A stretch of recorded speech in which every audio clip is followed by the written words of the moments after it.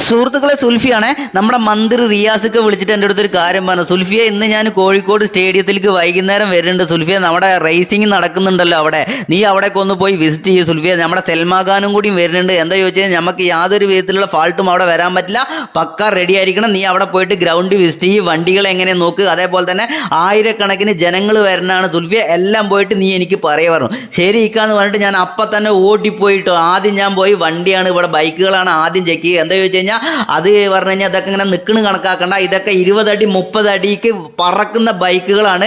അതേപോലെ തന്നെ 2ഉം 3ഉം പ്രാവശ്യമൊക്കെ തിരിഞ്ഞും മറിഞ്ഞും കടന്നിട്ടൊക്കെ ഓടിക്കാനുള്ള ബൈക്കുകളാണ്. ബൈക്കുകളൊക്കെ ചെക്ക് ചെയ്തപ്പോൾ ഞാൻ അതിൻ്റെ മേലെ കയറിയിരുന്നു, സ്റ്റാർട്ട് ചെയ്ത് റേസ് ചെയ്തു ഒക്കെ നോക്കി.